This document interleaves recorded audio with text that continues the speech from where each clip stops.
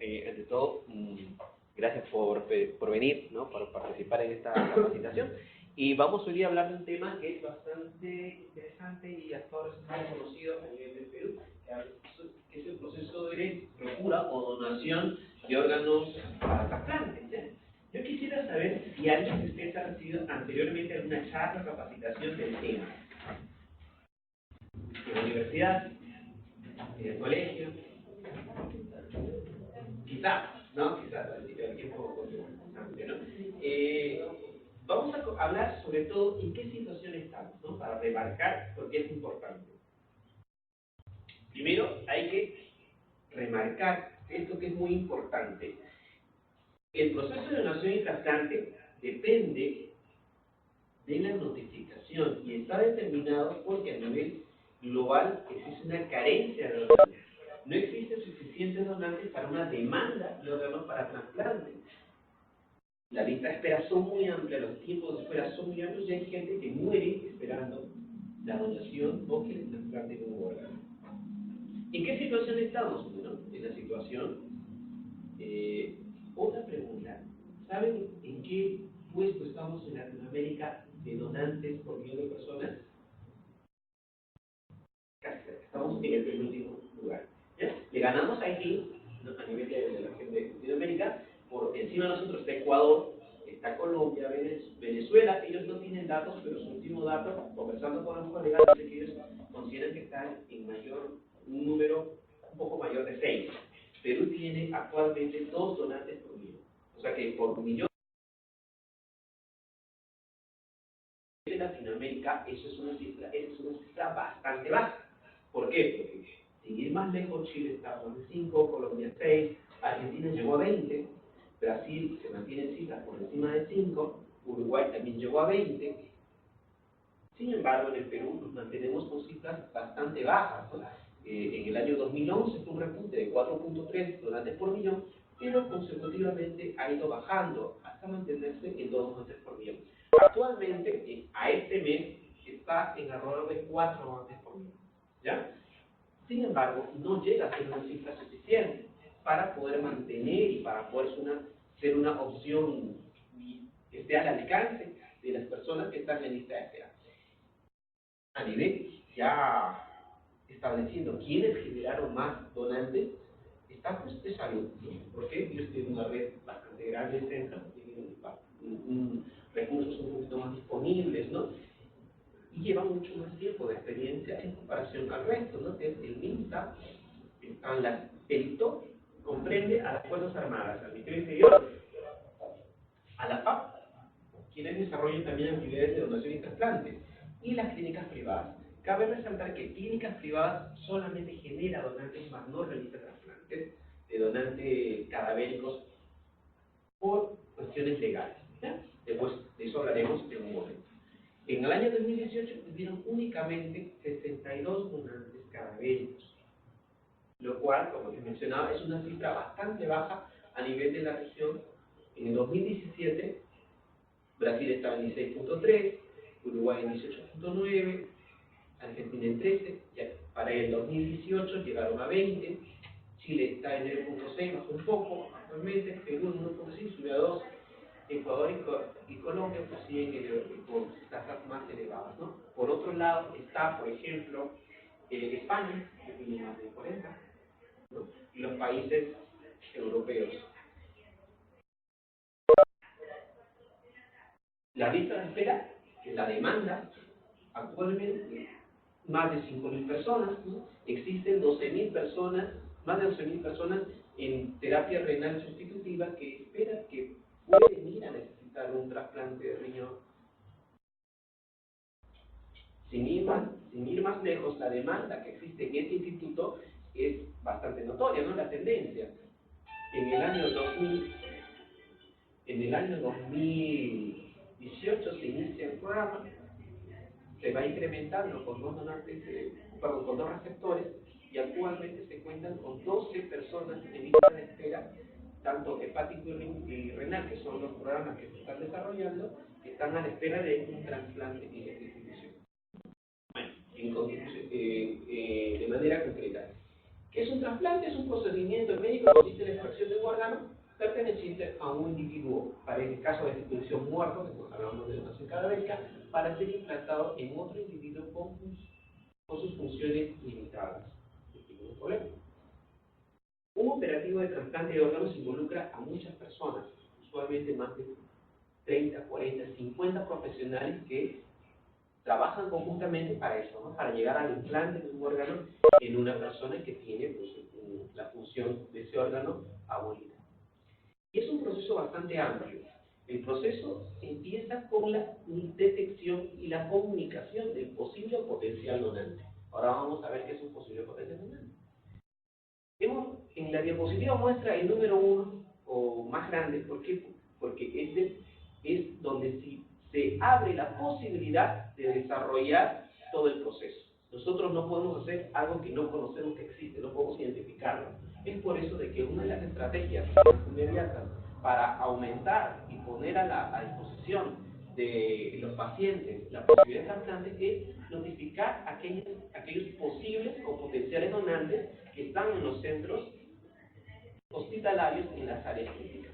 Posteriormente, el proceso involucra la valoración del potencial donante para ver si tiene criterios de exclusión o de descarte, confirmación de la muerte encefálica. En este caso, para donantes cadavéricos en el Perú, obviamente únicamente están incluidos los pacientes en muerte encefálica, mantener al potencial donante, comunicar, el médico de la área crítica comunica a los familiares que su paciente está muerto, porque la muerte encefálica es eso, ha muerto, ha fallecido, para fines legales está muerto. E inicia el duelo que es un proceso psicofisiológico. El médico procurador posteriormente realiza la entrevista y hace la solicitud de donación. Posteriormente serán necesarias, si acepta la familia, la resolución de las pruebas de HLA, cross-match en caso renal, serología, para establecer la compatibilidad o ver que no tenga patología infecciosa que descarte continuar el proceso. Después se coordina con los equipos de trasplante. Los médicos que realizan trasplantes son médicos que necesitan una acreditación y los centros donde les dan esta acreditación, donde yo puedo tratar su formación, son centros de la mayoría por el país. En el Perú no son más de 20 cirujanos que tienen la acreditación y tienen la autorización para realizar los trasplantes. Son personas con muy alta especialización. Después se realiza la ablación de la extracción de los órganos, se produce la parada cardíaca, se clava la aorta, se realiza el traslado de los órganos, introducción de preservantes, y el proceso termina cuando se entregan los restos de la persona a la familia. Es un proceso bastante largo, usualmente desde que se notifica hasta que se entrega el cuerpo a la familia puede pasar de 3 a 4 días, inclusive más si la muerte ha sido violenta. Si la muerte ha sido violenta, entonces hay que acompañar a la familia con los órganos de la fiscalía, asesorarlos para que ellos puedan recuperar lo antes posible el cadáver de su familia. ¿Ya? Ahora, quiero remarcar la necesidad de que para aumentar, para mejorar y poder al alcance de los pacientes, se espera que hay niños, mamás, de todo, para que puedan ellos tener la posibilidad de ser trasplantados, es necesario la notificación, la visibilización de esos posibles o potenciales donantes. Dos conceptos son importantes aquí. Posible donante, todo paciente que presente patología cerebral severa, tiene que ser severa, catastrófica, evidenciable, concreta y conocida, que tenga una escala de Glasgow menor de 7, en el cual no se ha realizado todavía el diagnóstico de muerte encefálica y puede evaluarse que no existan contraindicaciones absolutas previamente conocidas para la donación, que veremos posteriormente. ¿Por qué es importante identificar al posible donante? En el Perú existen problemas logísticos, problemas de disposición de medicamentos, problemas de disposición de profesionales, nutriólogos, intensivistas. Es por eso que es importante visibilizar. Cuando uno comunica la existencia de un posible donante, la DIDO, que es la Dirección de Donación y Trasplantes, acude para ver y prestar cierto grado de apoyo para el seguimiento del paciente. ¿Por qué? Porque de los posibles donantes, aquellos que tienen una patología cerebral severa, un 10 a 15% aproximadamente va a ir a hacer muerte encefálica, ¿no? ¿Qué sucede? Si no se presta una dedicación mayor a este grupo de pacientes, puede que llegue a la muerte encefálica y nunca se pasa, o sea, el paciente a una parada cardíaca, o simplemente se considere no continuar las medidas de soporte, porque a veces pasa, y no lleguemos ni siquiera a constatar la muerte encefálica y se pierde un potencial donante. Eso es lo que sucede muchas veces. El donante potencial, por otra parte, es aquella persona ya fallecida con medicación médica ilegal en quien se ha realizado el diagnóstico de muerte encefálica. ¿Por qué dice ya fallecida? Porque la muerte encefálica es muerte. De unos criterios clínicos que vamos a ver a continuación, que ya son normados por la ley de donación y trasplante de órganos. ¿Existen criterios para considerar un paciente neurocrítico como un posible potencial donante o para descartarlo? Sí, seguramente ya los han visto en algún momento. Es importante ver la situación clínica y que no esté afectada la funcionalidad de los órganos, porque lo que queremos son órganos para poder trasplantar a otras personas. Y la evaluación es clínica integral. Estas son las contraindicaciones. Contraindicaciones absolutas, relativas, conductas de alto riesgo y tumores que descartan la donación por problemas cerebrales, ¿no? Serología para hepatitis VIH, cáncer, tuberculosis activa, sepsis bacteriana más shock. Aquí hablamos de shock como la disminución, ¿no? del estado hemodinámico. Cabe considerar de que una sepsis de por sí sola no descarta un donante. Si la sepsis está controlada, ha tenido por lo menos 48 horas de tratamiento con antibióticos, los pacientes pueden ser donantes. Hace un mes tuve una paciente que tenía 18.000 leucocitos, tenía una PCR de más de 100, y en las cuales, sin embargo, no tenía criterios clínicos de sepsis. O sea, que tenía hemocultivos negativos, ¿no? Hubo la opinión diferida, ¿no?, entre dos instituciones, un eje de salud, un eje de MINSA. MINSA decía que sí iba a la donación, que salud dijeron inicialmente que no. Posteriormente se pidió evaluación diferida porque salud no es uno solo, es el eje rebariático, está el grupo de almenares y el rebariático consideró que ellos iban a entrar a tomar ese análisis. Resultado, cuando se hizo la biopsia de los riñones no mostraban afectación compatible con los dispositivos. A eso voy. Entonces, estos criterios son clínicos y hay que analizarlo bastante bien en el contexto de que cada donante es muy valioso. La encefalitis, la neoplasia de mama, obviamente por la densidad, sarcoma de Plaza por la densidad, me da una punta y falla muy cae. Aquí está la edad, no está la edad. ¿Por qué? Porque la edad a priori no es un criterio para descartar a un paciente. De salud ha logrado trasplantes de personas de más de 72 años. 72 años, ¿no? Existen personas de 35 años diabéticos, hipertensos, con mal seguimiento, con mal control, que tienen una salud mucho peor, con osteopatía, en comparación a las personas de 60 años que ha sido deportista, nunca ha fumado, se cuida muy bien, su estado de salud puede ser inclusive hasta mejor. Es por eso de que la edad no es un criterio absoluto para descartar o aceptar un donante. Las contraindicaciones relativas son la inestabilidad hemodinámica grave, ¿no? ¿Por qué? Porque puede ser controlada y puede ser revertida.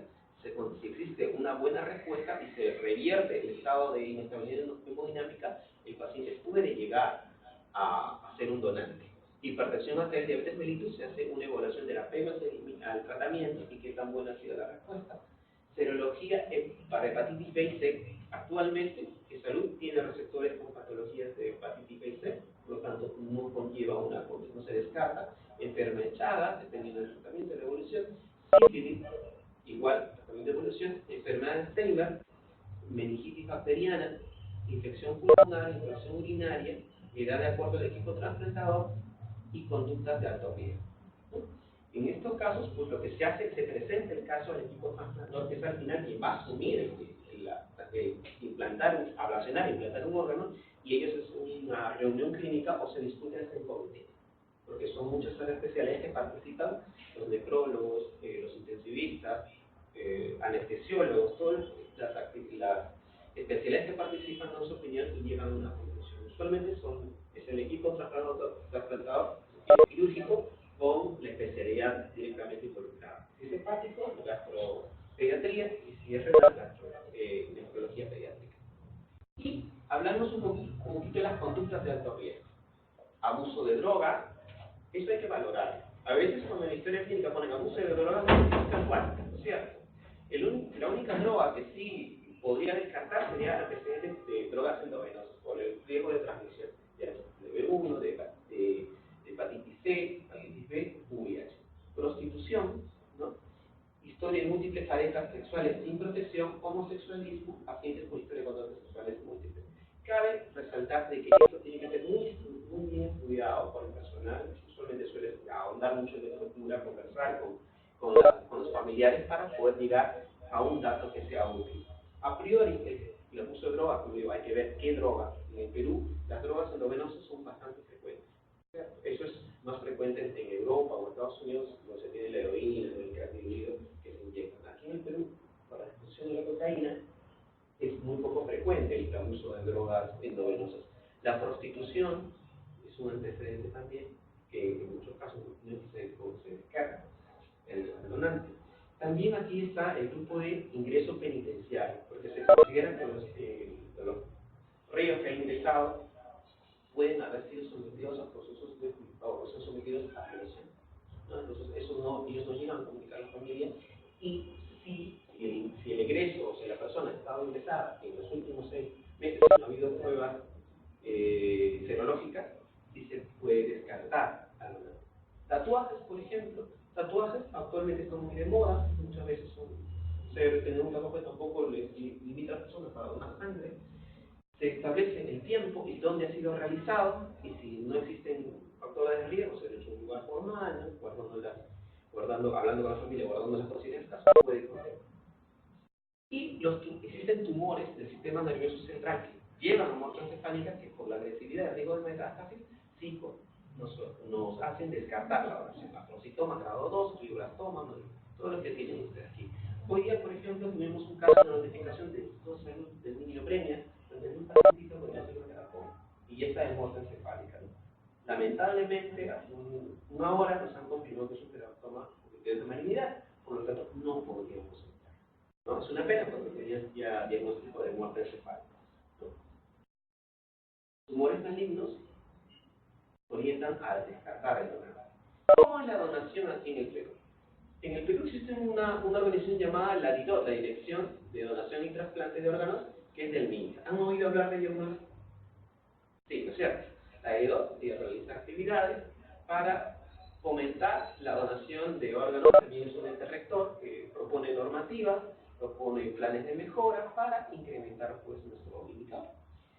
Se basa en la ley 28189, que es la ley de donación y trasplante, en la cual establece que los hospitales tienen la obligación de notificar los pacientes en muerte encefálica a la DIDOT, para que ellos puedan establecer el seguimiento y evaluar el proceso, acompañar el proceso de donación y trasplante. La DIDOT coordina con E-Salud, MINSA, Fuerzas Armadas y la Asociación de Clínicas Privadas, ¿no? Son quienes notifican y asignan a los pacientes para que podamos realizar el proceso. En este punto hay una cosa que sí es diferente a la mayoría de países. En el Perú, el sistema de salud es fragmentado, ¿no es cierto? Eso conlleva a que se hagan mismos procesos paralelamente. Eso puede conllevar a que sea difícil establecer adecuadamente los procesos, duplicar esfuerzos, y también pues es algo que no ayuda mucho a la mejora. ¿Cuál es la función de los médicos de las áreas críticas en el proceso? En el proceso trabajamos conjuntamente, somos un gran equipo que quiere la donación y trasplante. Los médicos de áreas críticas, neurointensivistas, intensivistas, pediatras que están trabajando en UCI, fisiólogos pediatras, neurocirujanos, neurólogos, es primero contribuir con la notificación. Si no hay una notificación, el paciente puede entrar en parada cardíaca y nunca supimos nada. Si un árbol cae en medio de la selva, nadie sabe que cayó. Firmar el acta de muerte encefálica, informar a la familia el diagnóstico y mantenimiento y mantener la viabilidad de los órganos. La notificación, importantísima.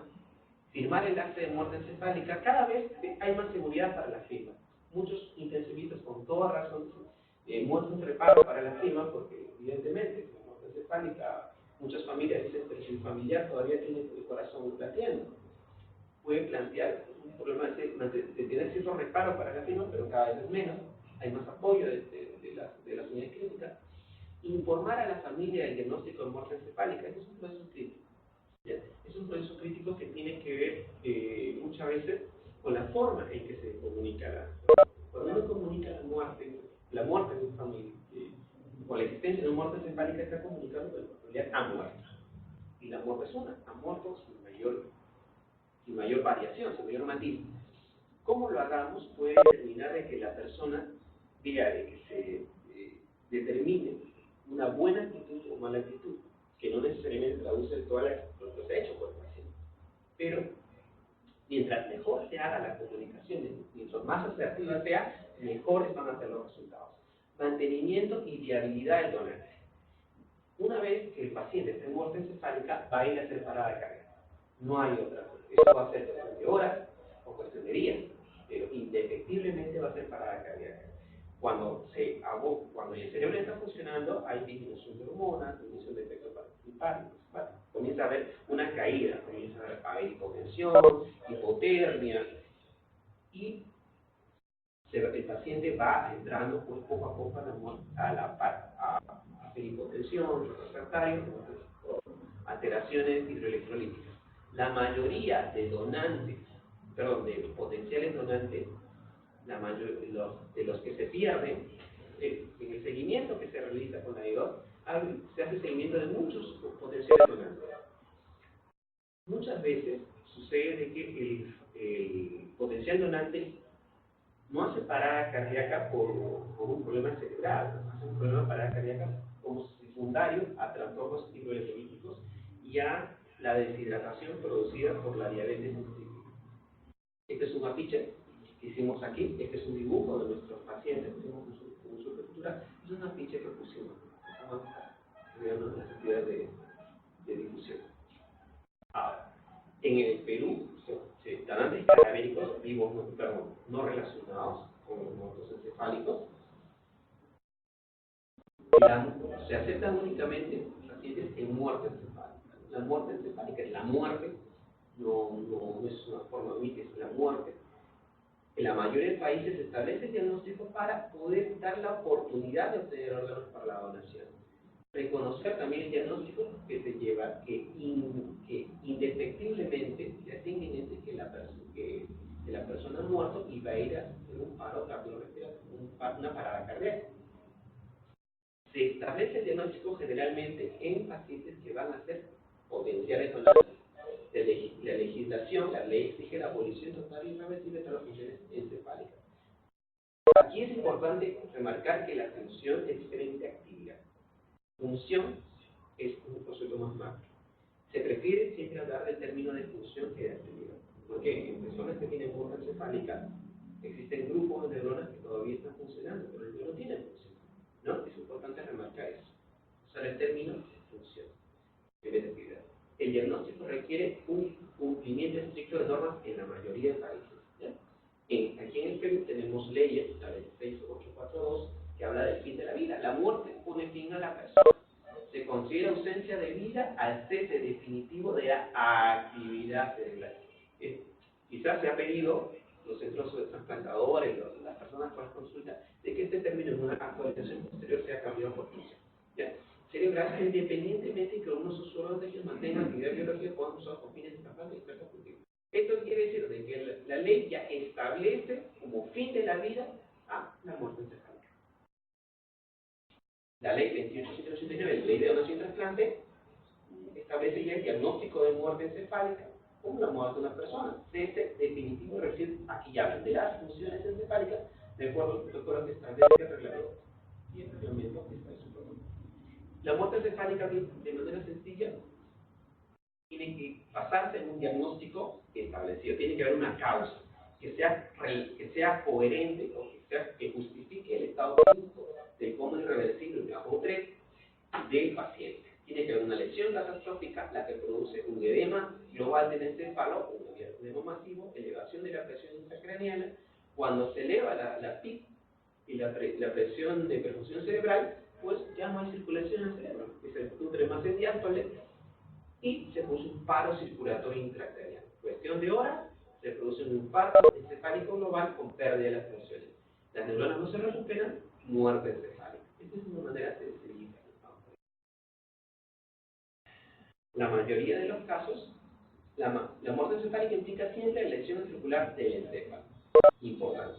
La mayoría de los casos suele ser primaria, localizada y supratentorial. Porque hay casos en que son hipertentoriales, ¿no? Eso es muy poco frecuente, pero hay casos puntuales donde se evidenció lesión de tronco únicamente, conservando la función de los hemisferios. Causas pueden haber muchas. Esta es una imagen ya más detallada, se incrementa la presión, se produce una tormenta simpática, hay un pico previa a la integración del músculo encefálico, o sea, una tormenta, una taquicardia, ¿no? Elevación de la presión arterial, seguía una caída, ¿no? Una caída, puede haber arritmia, isquemia contra síndrome de Takotsubo, y puede haber, o sea, conlleva un espectro de alteración. Este es el protocolo en el Perú de muerte encefálica. El diagnóstico de muerte encefálica en el Perú es netamente clínico.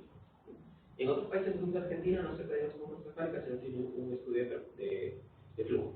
O sea, no existe un Doppler. Ellos no hablan de muerte encefálica, no tienen un Doppler, ¿no? En la mayoría de países de América Latina hablamos de un diagnóstico clínico, ¿no? Diagnóstico determina, tiene que haber una causa básica, tiene que haber un coma reactivo estructural e irreversible, tiene que estar el ventilador mecánico y tiene que estar estable, porque un paciente inestable hemodinâmicamente puede dar una clínica, no por lesión estructural cerebral, sino por un estado de hipoperfusión. Tiene que haber ausencia de bueno, la estabilidad hemodinâmica puede ser con o sin drogas vasoactivas. Se tiene que descartar la hipotermia, tiene que ser adultos más de 36 grados central, niños más de 35. Tiene que haber ausencia o no tiene que haber efecto de drogas vasopresoras, en este caso. ¿Por qué? Porque los barbitúricos pueden simular una muerte encefálica, ¿no? El propofol, fentanilo pueden también dar clínica de ello. Tiene que haber ausencia del efecto. Usualmente son 5 veces el tiempo de vida medio, ¿cierto? En el caso del barbitúrico, pues 8 horas, en el peor de los casos, dependiendo del barbitúrico, hasta más de 5 días. Es por eso que es importante tenerlo en cuenta. En un hospital periférico, hace 3 años, hubo la notificación de un caso de una chica que la habían encontrado inconsciente, la llevan al centro hospitalario, no tenía infarto respiratorio, la ponen en ventilador mecánico, tenía un GLajo 3 que parecía irreversible, le evalúan clínica de muerte encefálica por sus reflejos. La tomografía mostraba un edema cerebral leve moderado y se consideró ingresarla como una potencial donante, ¿no? Ahí, ¿qué podemos decir? ¿Había una causa básica netamente establecida coherente con el diagnóstico? No sea, ustedes que son especialistas saben que tiene que haber una causa básica. Un edema cerebral no puede llevar una clínica de muerte encefálica. Cuando se ahondó en el diagnóstico, se ahondó con la familia, mucho más, cuando fue traidor, lo procura, y de ese momento hablaron con la familia, la chica tenía antecedentes de intento de suicidio, ¿no? Había tenido tratamiento psiquiátrico y sabía dónde conseguir barbitúricos. Le hacen las pruebas, entonces tenía barbitúricos. Después de 5 días se recupera ventilación y sale por su propio pie, ¿no? Entonces, ven lo importante que es seguir el procedimiento. Porque si no hubiera habido un control por parte del traidor, hubiera un problema. Y hace poco, también hace 3 meses, un caso similar, y aunque no se llegó a establecer que eran barbitúricos, sí la chica tuvo una clínica florida, pero el estudio de Doppler demostró de que tenía flujo cerebral. Por lo tanto, no se continuó. Después tuvo una secuela muy importante, porque aparte de la intoxicación, tenía una parada por producto de los barbitúricos. Tiene que haber ausencia de reflejos del tronco encefálico, pupilas midriáticas, no tiene que haber reflejo oculocefálico, ojito de muñeca, reflejo oculoestimular, nauseoso, oxigénico. Tiene que haber ausencia de respiración espontánea, le podemos hacer la prueba de apnea, y en algunos casos, aunque cada menos, aunque está contemplado en el protocolo actual, la prueba atropina. Y existen otras pruebas. Una prueba muy específica y sencilla es el ecodoppler, ¿cierto? Para ver las arterias y establecer el flujo, ¿no? Conste que en el caso de craneotomía descompresiva, el ecodoppler no es muy útil, tiene que ser muy bien utilizado por el personal muy experto para poder determinar. Se utiliza cuando el cráneo está indemne y hay 4 patrones que lo vamos a ver posteriormente. En Estados Unidos utilizan el espectro de función, si ven que no existe función en la zona del cerebro que vamos a ver. El electroencefalograma también se utiliza. En cambio, en los niños, que es aquí, en los niños, el periodo, la evaluación clínica es mucho más, tiene que ser mucho más acuciosa, porque ellos por la plasticidad tienen capacidad de recuperarse de lesiones. En los recién nacidos, mayores de 38 semanas, solamente se puede hablar de muerte encefálica hasta una semana después de la injuria. Presenta oligoria clínica mortoencefálica, una primera evaluación y después de una semana una segunda evaluación. Si en esa segunda evaluación persiste la clínica mortoencefálica, podría establecerse el diagnóstico. De 7 a 2 meses, 2 evaluaciones clínicas con intervalo de 48 horas, 2 meses, 1 año, 2 evaluaciones clínicas entre ellas 24 horas, mayor de 1 año y 18 años, observación 12 horas, una evaluación clínica, posteriormente una segunda evaluación clínica, y mayores de 18 años o adultos, el protocolo adulto. Tiene que haber un coma profundo reactivo, tiene que haber hipotonía, la estimulación analgésica se realiza en el territorio neurocraneales, vamos a ver, no debe haber ningún tipo de respuesta motora ni vegetativa, así como no va a actitudes motoras de celebración o de corticación. Puede haber sí al estímulo energético lo que llamamos reflejo de liberación medular, final, ¿no? O inclusive el de Lázaro. Pero hay que establecer bien y en tal caso la familia vea, hablar con la familia explicándole que eso es un reflejo de liberación y no tiene que ver nada con la función cerebral. Reflejos troncoencefálicos tienen que ser evaluados y tienen que estar ausentes, bilateral, fotomotor con neuroencefálico, ansioso, entonces. Fotomotor, aquí ven, se estimula con la lamparita, se estimula desde la parte periférica.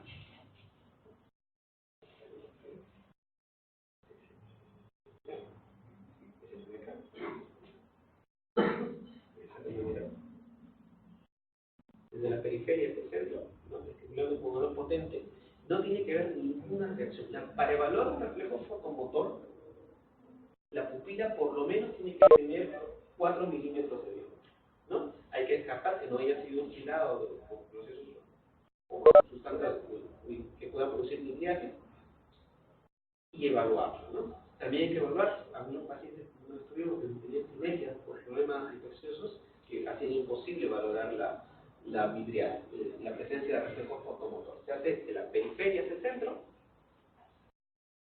se evalúa también la parte consensual. Otro reflejo es el reflejo corneal. Aquí se está utilizando una gasita, ¿ya? Esto, de preferencia, utilizar algo que produzca presión. La Academia de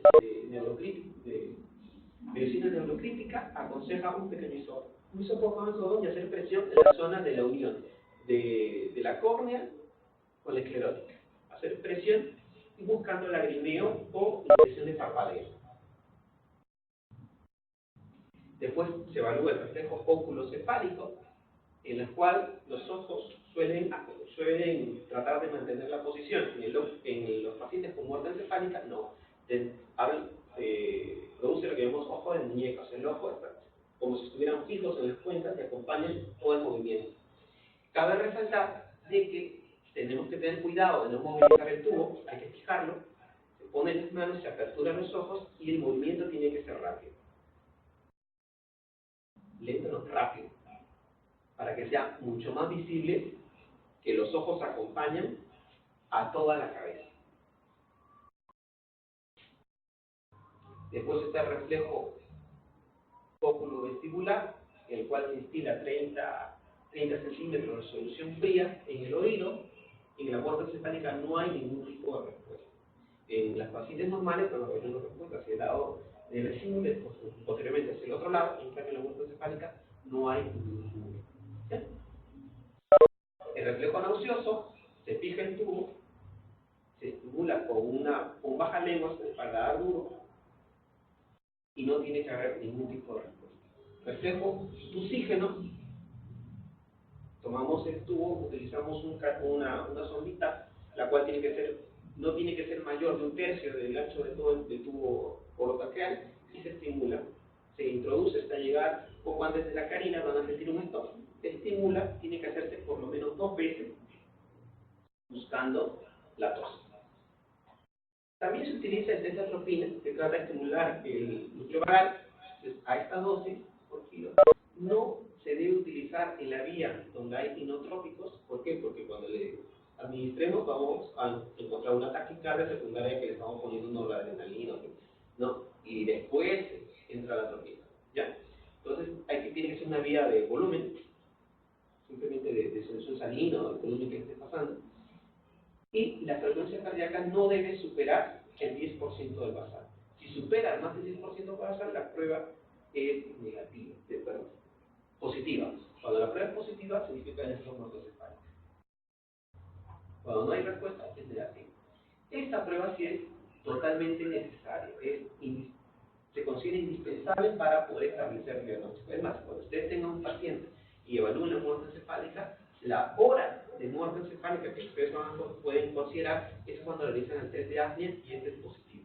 El test es positivo cuando hay una apnea. Lo que se busca es estimular a los centros de tronco para que ellos establezcan un esfuerzo respiratorio. Para ello se oxigena al paciente al 100% durante 15, 10 minutos. Más de 10 minutos ya puede ser suficiente. Los libros indican de 15 a 20 minutos. La PC2 tiene que estar de 35 a 45, una cifra aceptable es 40, se le saca un agua basal, se desconecta y se introduce una sonda o un catéter de extensión por el tubo endocrinal con oxígeno a 6 litros por minuto. Hay que tener cuidado de no tamponer completamente porque puede producir barotrauma. Y se le da la oxigenación de 8 a 10 minutos. En algunos casos se puede pasar a CPAP, buscando que el paciente genere gatillo, genere esfuerzo respiratorio durante 8 a 10 minutos. Se está con nada de control y que se busca es de que básicamente tiene que haber un apnea. Hay que ver que no haya esfuerzo respiratorio en el paciente, que la PC2 aumente más de 60 o menor de 20 mayor que el basal. El test es negativo ante cualquier esfuerzo ventilatorio o gasometría no compatible. Fallida, si el paciente comienza a desaturar, pese a tener el oxígeno a 100 litros por minuto, se le pone a 6 para que por difusión se pueda haber intercambio de oxígeno o sature. No debería desaturar con 100 litros por minuto, pero si se presenta desaturación, ya sea porque tenía una enfermedad pulmonar que no se había conocido, una zona que estaba afectada y no fue vista, se suspende y se pone simplemente que prueba de apnea no es concluyente. Inestabilidad hemodinámica también podemos ver. Ahí tenemos pues la PC2 inicial, hay 41 aceptable, el P2 tiene que ser mayor de 200 o una FIO2 de 100% en el ventilador, y el resultado, aquí se incrementó más de 60 y se mantuvo, pues no hubo una desaturación importante.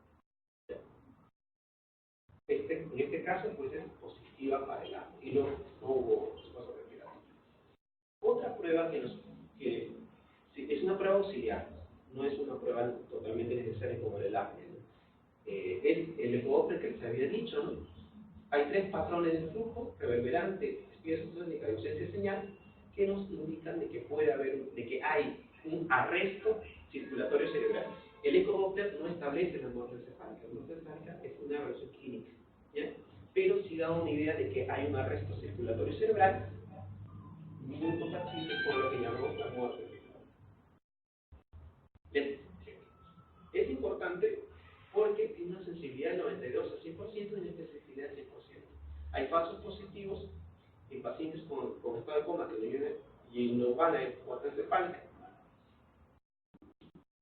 En pacientes con estado de coma que no van a muerte encefálica, flujo sanguíneo reverberante con flujo negativo. Son casos muy poco frecuentes. Como digo, la sensibilidad es 92 a 100% y especificidad 100%. Se utiliza también en los casos, por ejemplo, que ayudan.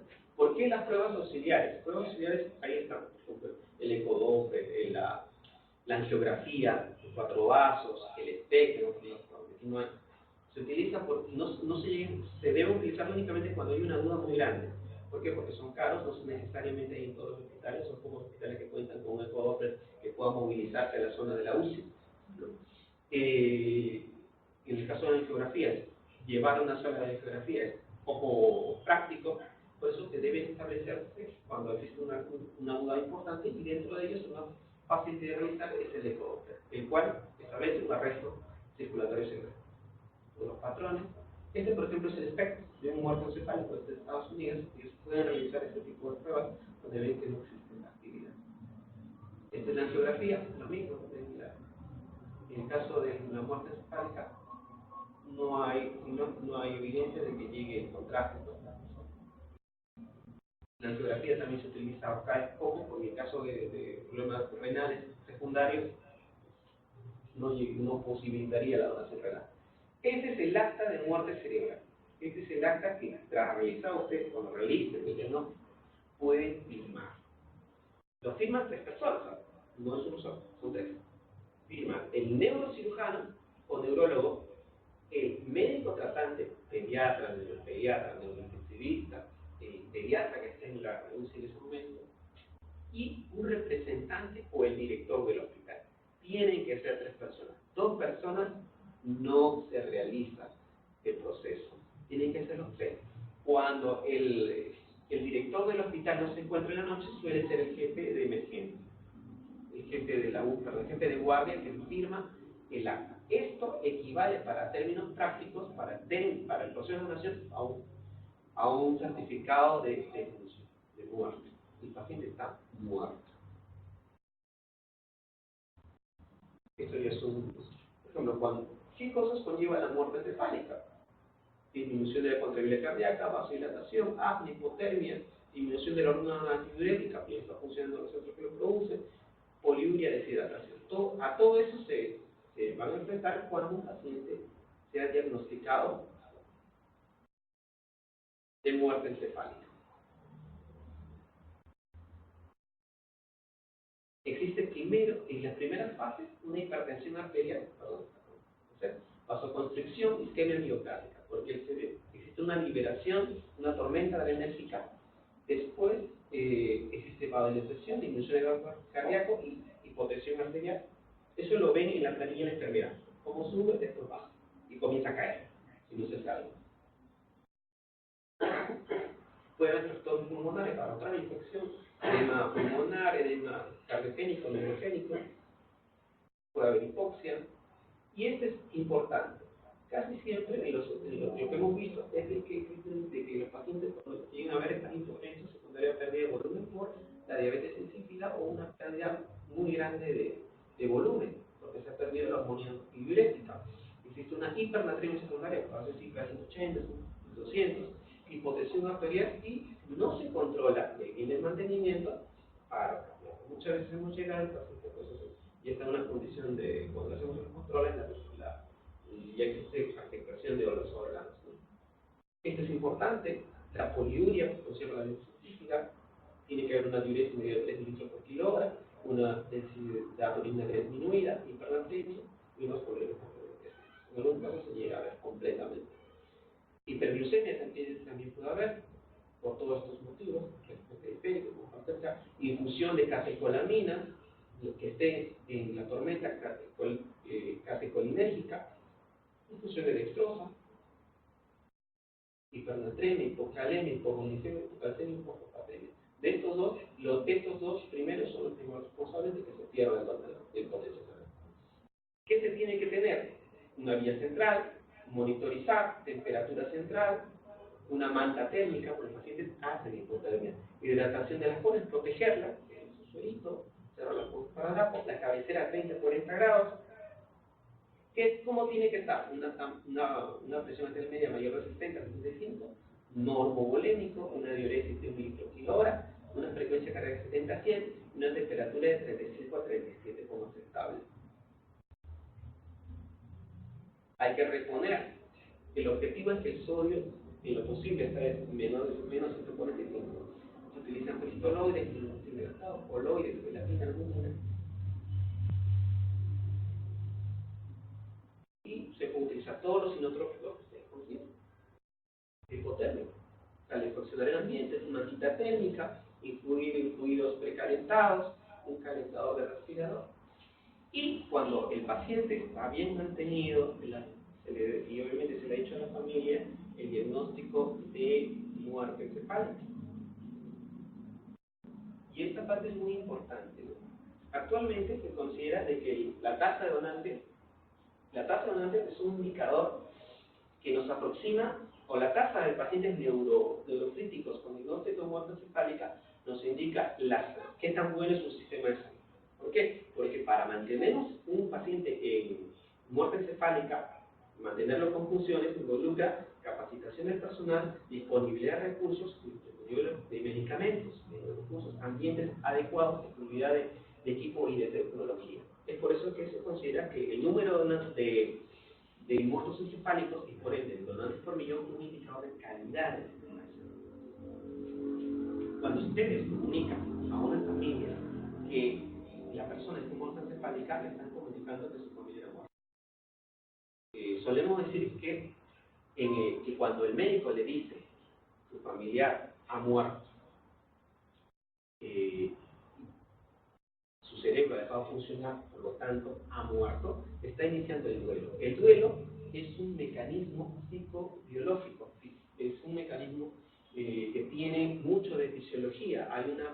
Cambian las zonas cerebrales, hay un aumento de hormonas, porque es una reacción a una amenaza vital. Por lo tanto, es importante cómo se realiza la comunicación del duelo. La comunicación tiene que ser en un tono muy calmado, dándole tiempo a que la persona exprese su emotividad, porque es la forma que tiene que comunicar toda una serie de cosas, que he portado a la vida de su familiar, de expresarse. Dándole ese tiempo, escuchándole, le hacemos muy bien. Y sobre todo contribuimos a que la persona inicie un duelo de una manera adecuada. Hay dos formas de hacerlo. En Procura hablamos que existen dos formas de hacerlo. Cuando uno transmite una mala noticia, podemos hacerlo bien o mal. No hay término medio. Muchos de nosotros que nos han dado una mala noticia de salud grave, recordamos como nos lo dijeron, recordamos dónde, recordamos cuándo, cómo, dónde y hasta el nombre de la persona que nos dio la mala noticia, porque involucra nuestra vida, a nuestra familia. Por lo tanto, es importante ahí hacerlo de la manera más humana y sensible posible. Considerando que el duelo es originado por una pérdida insustituible. ¿Bien? Y tiene fases. La muerte es el morir. Cuando hablemos de muerte encefálica, hay que una forma que se aconseja: su paciente ha muerto en condición de muerte encefálica. ¿Por qué? Porque cuando hablamos de términos técnicos, la mayoría de personas del MINSA no tienen mucha formación, no tienen capacidad, ni en este contexto de que tiene toda la tormenta de hormonas, la atención fija únicamente en el problema de salud familiar, de entenderlos. Evitando términos como hay que esperar un milagro, porque en muerte encefálica no hay milagros. Los casos en los cuales han sido reportados de que un paciente en muerte encefálica se recuperó, simplemente lo que pasó fue que no estaba en muerte encefálica. Cuando existe un diagnóstico de muerte encefálica, el paciente indefectiblemente va a ser parada cardíaca. Hay que evitar términos como espero un milagro, hay que esperar. ¿Por qué? Porque la muerte es muerte. Y el familiar dice que ese paciente va a ser parada cardíaca. Existen formas de afrontar eso. Choque. No puede ser que se me diga que ha muerto, y tiene todo un contexto, ¿no? La carga social que vive el paciente, la negación. No es posible, no me diga usted eso. La negociación. Pero yo sé que usted puede hacer algo. Dígame qué necesita y yo se lo doy.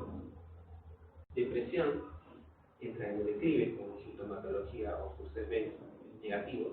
No contestan, se aplacan, se derrumban. O la aceptación. Son fases que existen, ¿no? Son fases. Usualmente van una tras de otra. La negación es la primera defensa frente a una vida que se ha desestructurado.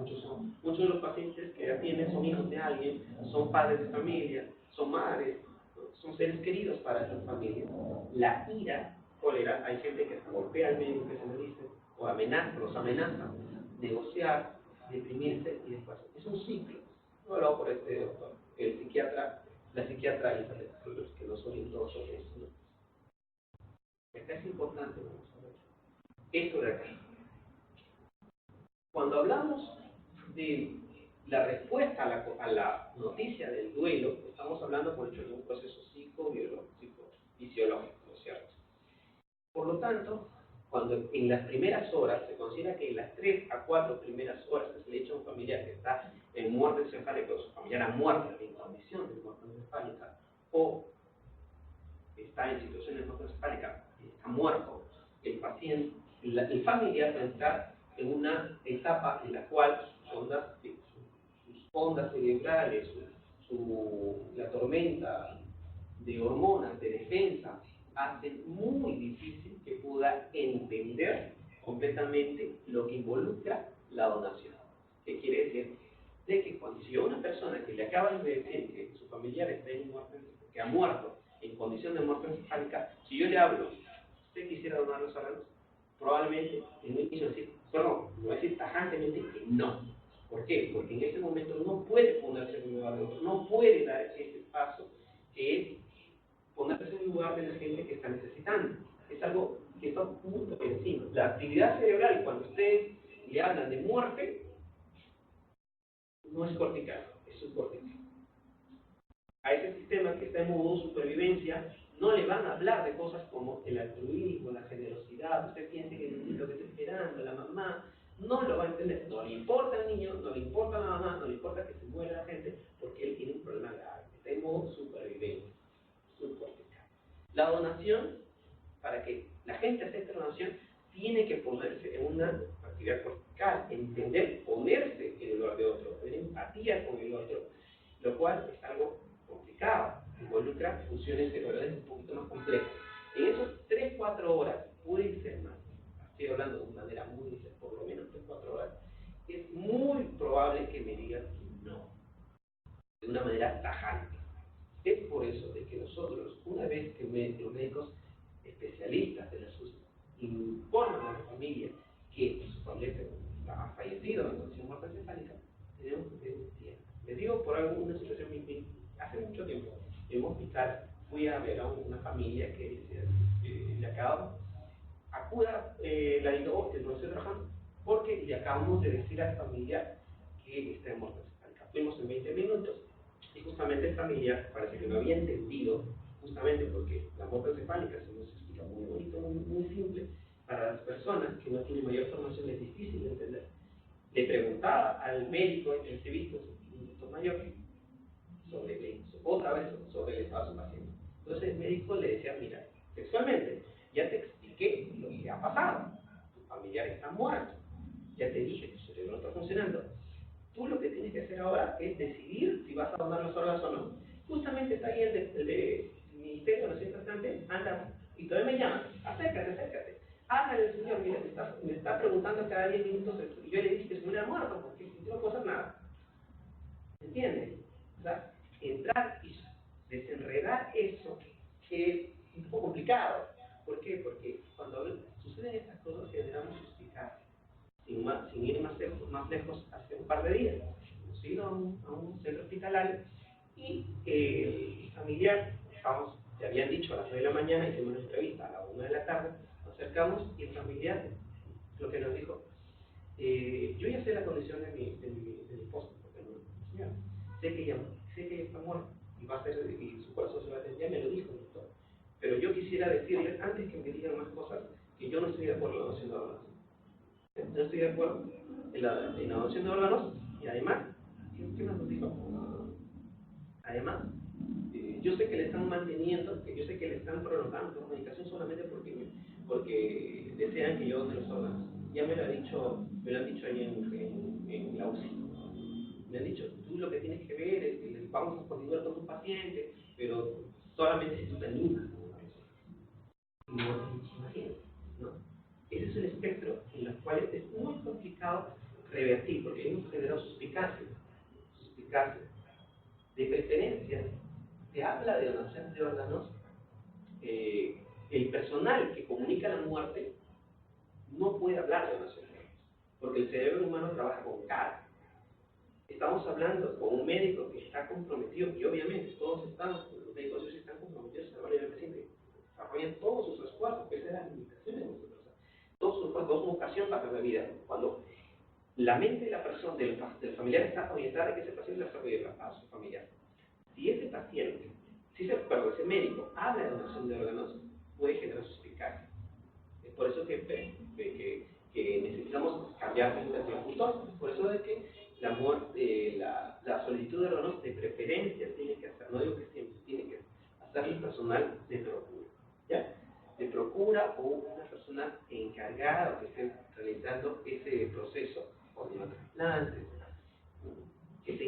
procedimiento más o menos en la realización de la entrevista para en lo posible mejorar lo que tenemos. ¿Y qué es lo que tenemos? Pues ya se imaginarán que bajo ese espectro actualmente, ahora el Ministerio de Salud, tenemos 70 a 80%, y diría más cercano al 80% de negativos familiares. O sea, de 10 veces que hacemos la solicitud, 8 dicen que no. Dentro del contexto que les han mencionado, les hablar de donación, otras veces en el Perú está muy arraigado, no quiero que me toquen. Así como vino, quiero que se vaya. No quiero que lo toquen, que lo corten. Quiero que se vaya, quiero enterrarlo tal y como vino al mundo. Esa es parte de que se carece de una cultura de donación, ¿cierto? Frente a lo desconocido, o lo que recién me comentan, lo que no, por aquí diría que no. Aparte que la cultura de Sudamérica es muy orientada al cuerpo. Otra vez es negativa en vida, mucha gente, nos topado, dice, si hay, aunque ahora hay menos, ¿no? En estos últimos años sigue habiendo noticias que alertan sobre el tráfico de órganos, ¿verdad? Que a nivel mundial, a nivel de Perú, no ha habido una investigación policial que determine que ha habido robo o tráfico de órganos. Fíjate, no ha habido de dónde cadavéricos. ¿Por qué? Esas son noticias que muchas veces se difunden de manera anónima, generando alarma con la población, generando una impresión negativa del proceso que afecta.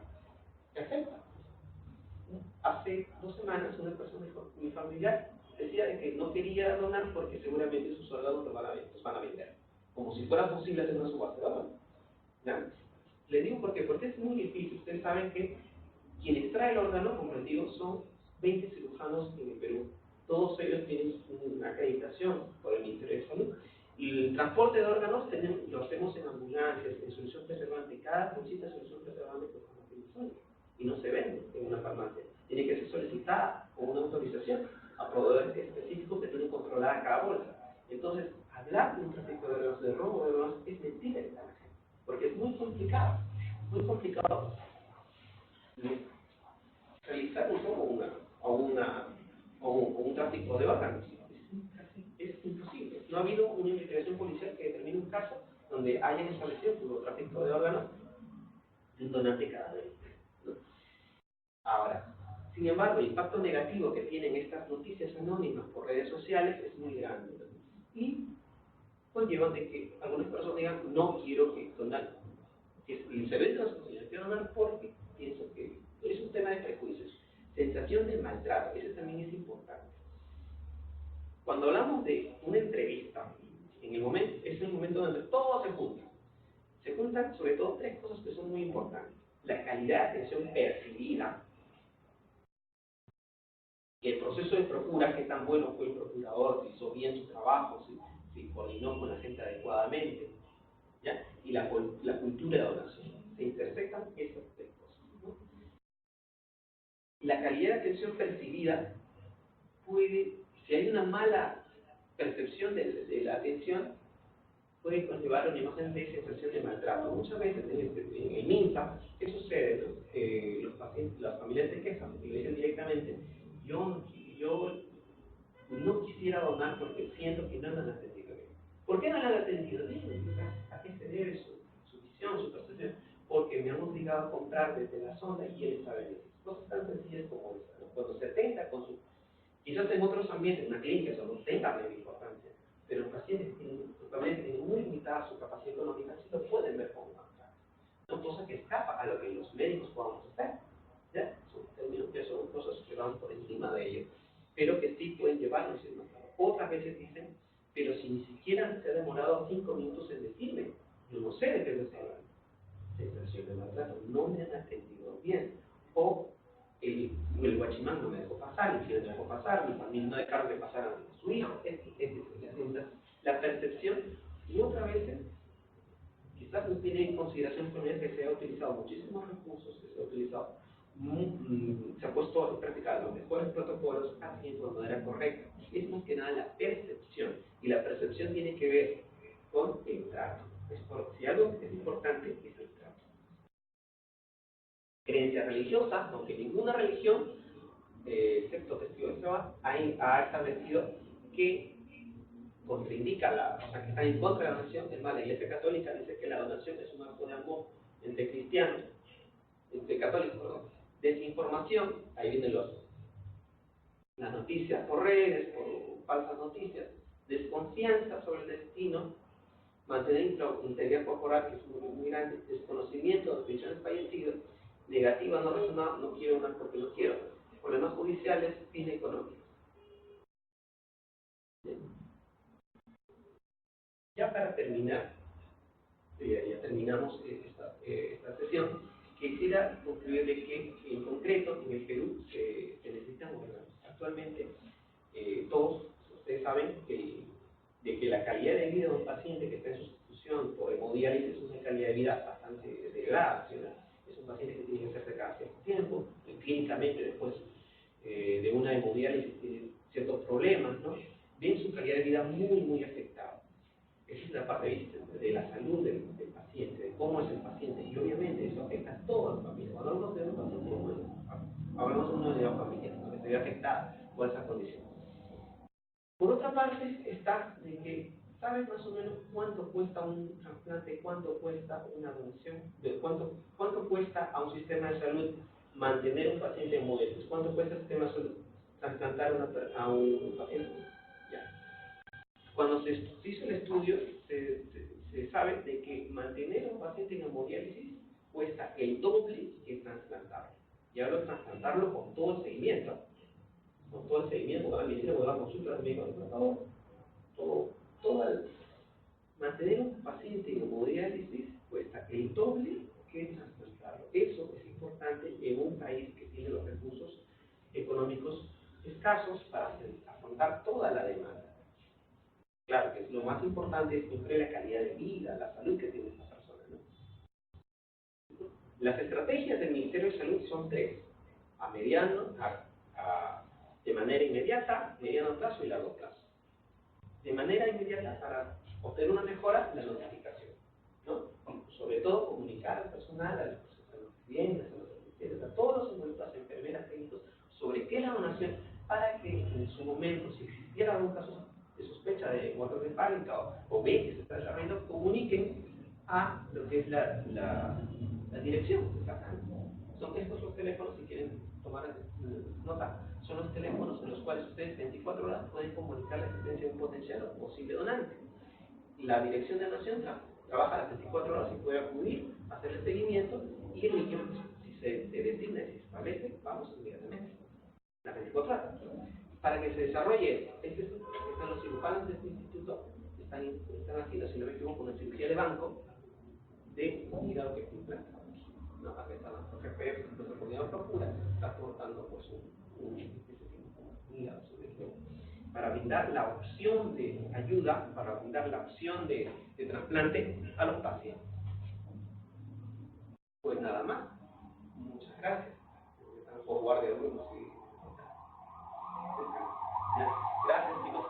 Como dicen, que compartan información y esperemos de que a cada 5 años tengamos otras. ¿Ya? Muchas gracias.